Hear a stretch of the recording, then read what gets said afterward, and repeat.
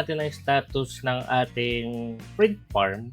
So dito sa ating mini print farm, meron tayong 5 A1.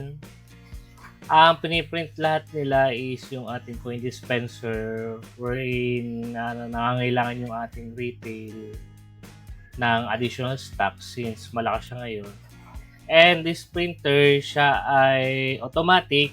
Naka-loop yan ng ilang beses para tuloy-tuloy yung print kahit hindi natin ginagalaw. Pakita na rin natin itong ating coin dispenser. Ito'y available sa Shopee, Lazada, TikTok, and sa website namin sa elexhub.com. So, basically, ang sinosolve na problem ng ating coin dispenser is yung time ng pagsusukli. Since ang kalimitan natin ginagawa is halo-halong barya natin, so this product will solve the organization of your coins and you can sukli in an easy way. Kapag marami tayong prints, ang waste natin ay marami din. So, yun yung isosolve natin sa ating video. Ipapakita natin kung paano tayo nagre-recycle ng ating mga spool gamit pa rin ang 3D printing. Recently, nag-switch na ako dito sa ating refillament spools. So, makikita nyo sa screen nyo. And nakaraan, itong ginagamit ko yung mga plastic spools. Pero it has proved me na ang hirap i-recycle nito compared dito sa ating refillament spools. Kasi itong ating refillament spools, ito ay paper, cardboard. Ang itong ating plastic spools, medyo plastic ito at wala masyadong idea yung pumapasok sa isip ko kung paano ba i-recycle itong mga spools na to. Kaya ang nangyayari, madalas itinatapon na lang sa basurahan. So gusto nating ma-minimize yung problemang yon. So ang ginawa natin, ang ginamit natin is refillament spools. Ngayon, ang ginagamit ko na ngayon is itong 3D printed spools gamit ang PETG para medyo heat tolerant siya. So basically, ang ginagawa ko is pinapasok ko lang itong refillament spools natin dito and then screw this. So cardboard spools na waste mo instead of yung plastic spools natin na mahirap i-recycle. Search muna tayo dito sa MakerWorld. Ito yung isang website kung saan favorite website ng mga makers. Dito kasi marami pwede ka mag-upload ng iyong mga models for sharing. And dito nag-type lang ako ng spool recycle. So marami ng idea na pwede natin gawin sa ating mga spool. So, halimbawa ito, meron tayong mga cardboard spools dito. Pwede natin itong gawin para ma-reuse yung ating mga spools. So, kung meron kayong naiisip na idea at gusto nyo makita kung may demand o wala, pwede kayo mag-search dito sa MakerWorld. And then, makikita nyo yung mga downloads niya o kung ilan bang gumagawa. Feel free to visit kasi ito naman ay free site din. And if you are going to turn your idea into a product, mas magandang magawa na lang kayo ng inyong 3D model, hindi lang basta natin kinokopy dito sa MakerWorld. Siyempre meron tayong mga copyright issues. Hindi rin maganda kinukuha natin yung ideas ng iba. So, ang mas maganda gawin dito is kuha ka lang ng idea and then refine the idea, make some improvements, and pwede ka mag-model ng sarili mong version. Since our target for today is magre-recycle tayo ng some spools para hindi siya nasasayang na maitapon. So, I have downloaded some 3D models from MakerWorld and then in-import ko sa Tinkercad and then nag-add tayo ng konting messages and codes.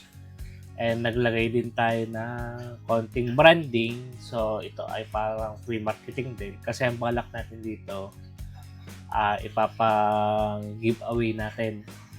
So, mas maganda kasi ang giveaway na merong use. Ito, mayu-use natin ito. And itong mga labels na to, ginawa pala natin sa using Canva. So, nag-antay ng mga fonts and then in-export natin as SVG. So, in-import natin dito and then in-add natin sa ating 3D models. So, ito, i-preprint natin using our Bamboo Studio.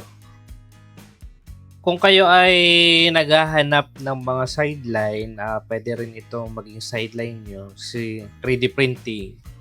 Pero ang kailangan kasi dito is design your own product.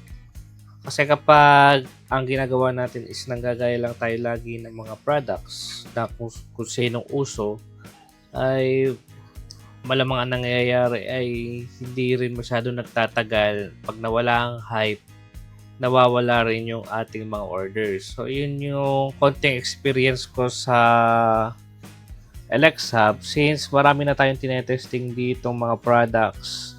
And from now and then, makikita rin naman natin kung alin ba yung malakas, kung alin ba yung mahina.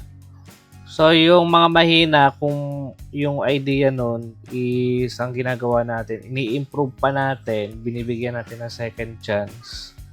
Baka naman may kulang lang sa design ng product na yun. So, katulad nito sa ating recycling initiative sa LX Hub. So, assembly stage tayo dito sa ating prototype ba matatawag ito? Product na kasi ito. So, makikita nyo, once na-assemble, meron na tayong konting lagayan na kung anumang item yung ating pwedeng ilagay. So, meron tayo dyang brand name pa rin, LX Hub. So, at the same time, minamarket natin yung ating brand. So, kapag kayo may mga product, huwag nyo kakalimutan talaga yung inyong brand, lalo na kung original idea nyo yun. So, nandito na rin naman tayo sa ating video na to, in which nagagawa tayo ng product. Ang suggestion ko lang dito is kapag kayo merong idea na gusto nyo makagawa ng idea and wala pa kayong capability to realize that idea. Yung idea nyo kasi powerful enough yun kung gagawa nyo na action. So yung sinasabi natin action, kung wala kang alam sa 3D modeling, merong mga services kasi nag-o-offer ng 3D modeling.